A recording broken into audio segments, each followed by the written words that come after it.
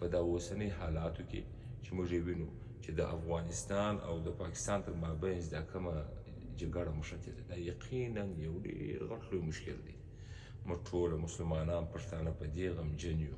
الله جل شانه دې د دغه دوه هېوادو در مابینځ روغ جوړ راوړي. دا دواړه وروڼه دي، یوه کلمه سره وایي، یو عرف و ثقافت دی، یو سوچ و فکر دی. عالم کفر پاته دی مسلمانان سره په جګړه کې.